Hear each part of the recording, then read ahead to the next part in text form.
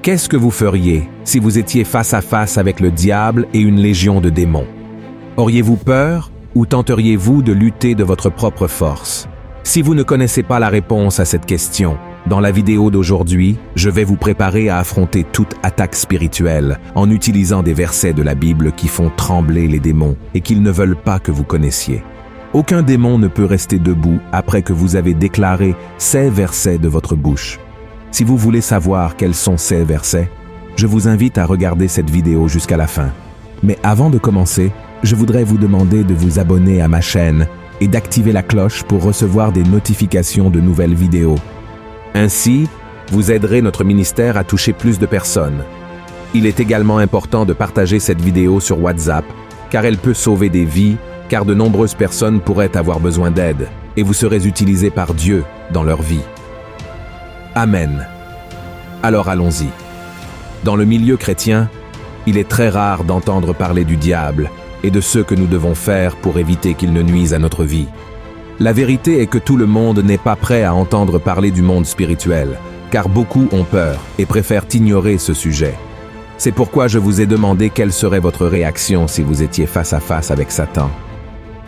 La première chose que nous devons faire est de connaître notre plus grand adversaire pour agir et combattre avec sagesse.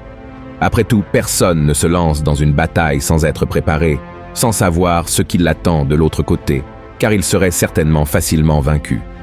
Une autre chose que vous devez savoir est que les démons ne sont pas aussi puissants que beaucoup de gens le croient. Et la vérité de cette affirmation se trouve dans la première épître de Jean, chapitre 4, verset 4. Voyez ce qui est écrit. Vous, petits enfants, vous êtes de Dieu, et vous les avez vaincus, parce que celui qui est en vous est plus grand que celui qui est dans le monde. Regardez, frères et sœurs, ce que nous avons en nous est bien plus puissant et fort que le diable et sa légion de démons. Et qu'avons-nous en nous? Le Saint-Esprit de Dieu. Si nous avons déjà remis notre vie à Jésus, cela ne signifie pas pour autant que nous pouvons cesser de veiller. Les démons peuvent effectivement causer de grands troubles dans la vie des gens, mais pour notre soulagement, ils ne sont pas invincibles. Autrement dit, ils peuvent être vaincus, et nous avons l'autorité pour les affronter. C'est pourquoi il est si important de connaître cette autorité que Dieu nous a donnée. Ces êtres malveillants opèrent dans le monde spirituel et guettent les moments de faiblesse pour entrer dans nos vies. Mais il existe un autre verset qui apporte une grande puissance pour nous, et le diable ne veut pas que vous le découvriez. Voyez ce qui est écrit dans Jacques, chapitre 4. « Soumettez-vous donc à Dieu, résistez au diable, et il fuira loin de vous. » Regardez comme c'est intéressant. Rien qu'en vous basant sur ce verset, vous avez déjà la clé pour résister au diable et le faire fuir bien loin. Le premier pas est de se soumettre à Dieu. Cela signifie que nous devons mettre de côté notre force, notre intelligence, et ne faire que la volonté du Seigneur. C'est une étape très importante pour se protéger des pièges du diable. Et peut-être vous demandez-vous, « Mais pasteur, comment puis-je résister au diable ?» La première chose à faire est de chercher à obéir à Dieu. Si vous ressentez que plusieurs attaques spirituelles se produisent dans votre vie et que tout semble aller de travers, il est nécessaire de réfléchir et surtout d'analyser si vous recherchez le Seigneur, si vous priez, si vous méditez dans sa parole. C'est parce que Satan ne veut pas que vous recherchiez le Seigneur, et c'est pourquoi il lancera des pièges et des distractions pour que vous perdiez votre concentration. Car c'est ainsi seulement qu'il pourra continuer à agir dans votre vie. Et quand nous nous éloignons de la présence du Seigneur, nous ouvrons la porte à l'ennemi pour qu'il commence à agir, car nous prêtons l'oreille à nos désirs pécheurs. Frères et sœurs, il y a une rébellion dans notre chair qui nous pousse à désirer davantage les plaisirs du monde que les choses spirituelles.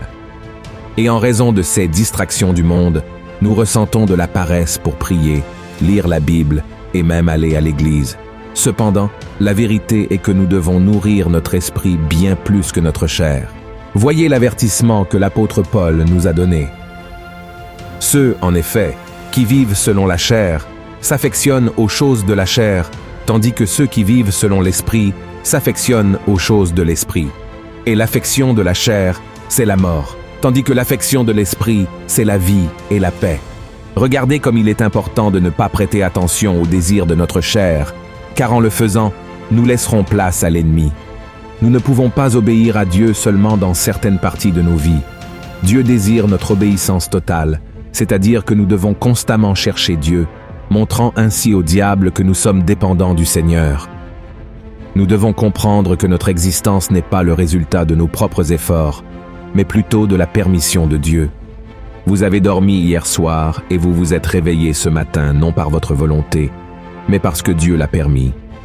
Et beaucoup de personnes se sont endormies hier soir et ne se sont pas réveillées aujourd'hui. Pourquoi? Parce que nous n'avons pas le contrôle sur ce qui se passera. Et, pour cette raison, nous devons dépendre du Seigneur. Ainsi, frères, l'autorité que Dieu nous accorde sur le mal vient seulement d'une vie de communion avec lui.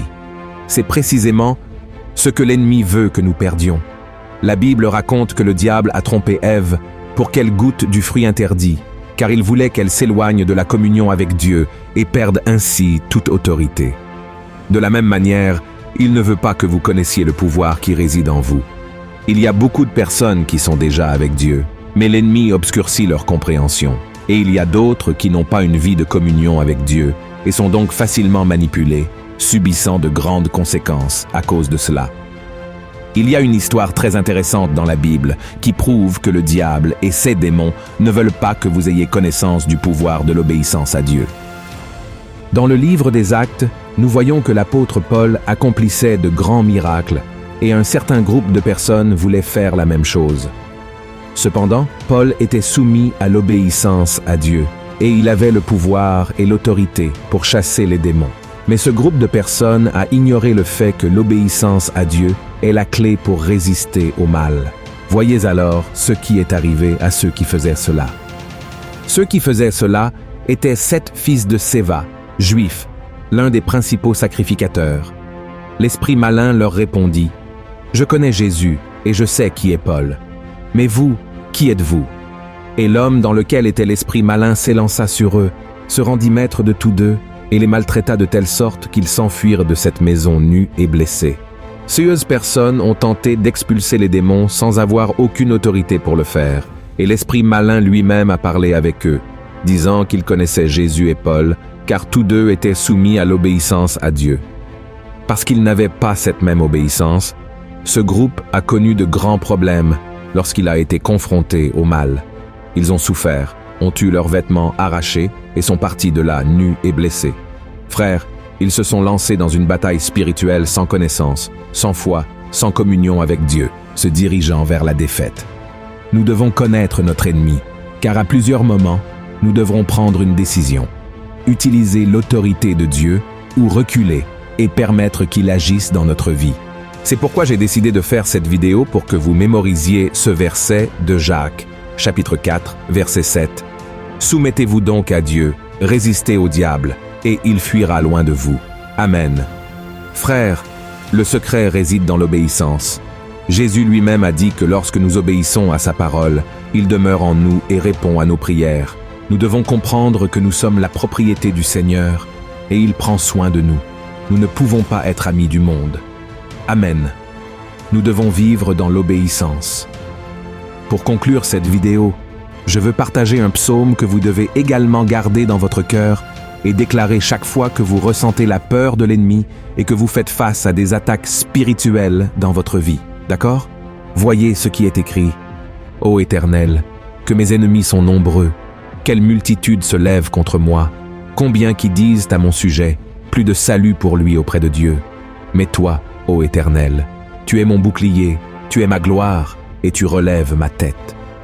De ma voix, je crie à l'Éternel, et il me répond de sa montagne sainte. Je me couche et je m'endors. Je me réveille, car l'Éternel est mon soutien. Je ne crains pas les myriades de peuples qui m'assiègent de toutes parts.